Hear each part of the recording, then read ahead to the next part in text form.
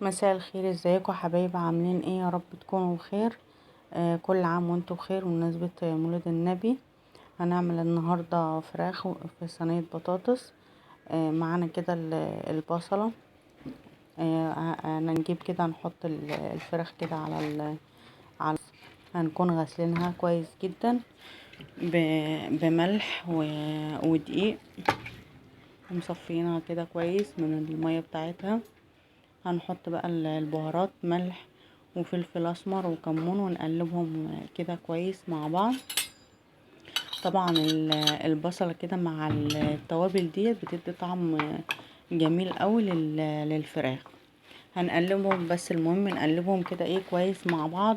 وكمان لو عايزين بقى تقلبوهم كده بايديهم كده بايديكم، ويدخل كده البهارات كده كلها في البصل، هتكون طبعا جميلة. وهنسيب كمان، يا ريت يعني نسيب التتبيلة ديت ساعتين في التلاجة، لانها بتدي طعم جميل قوي للفراخ، بتخليها الصراحة تحفة. هنحط طبعا البصلة كده اللي احنا عملناها، هنتبلها طبعا كويس تحت الجلد كده زي ما انتوا شايفين، كل بقى من بره ومن جوه. لازم كل البصل والبهارات دي تدخل في الفراخ من جوه بالشكل ده كده.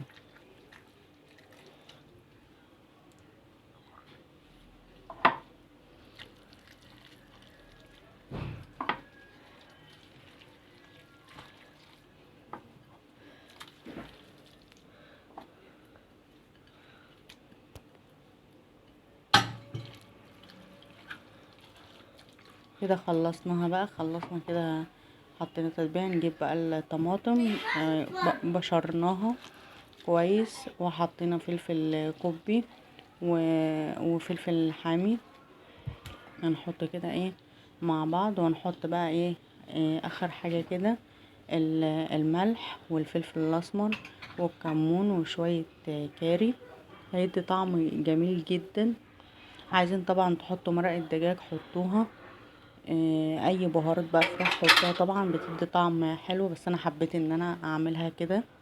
وهنحط بقى ايه زبده، وهنحط زيت عليها، ولو حابين تحطوا سمنه. وهنحط معلقتين صلصه، بتدي برضو طعم حلو قوي. هنقلبهم برضو كده ببعض، كل المكونات دي تدخل كده في الفراخ عشان بتدي طعم حلو قوي. وهنحط كمان كوبايتين ميه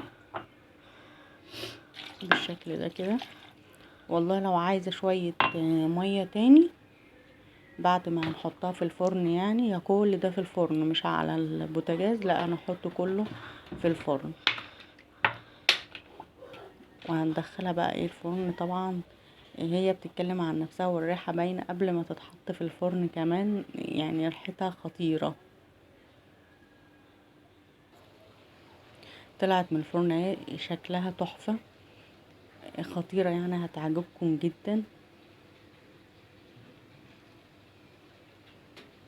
وعملناها بقى مع رز بشعرية، زي ما انتوا حابين، رز ابيض براحتكم، اي حاجة.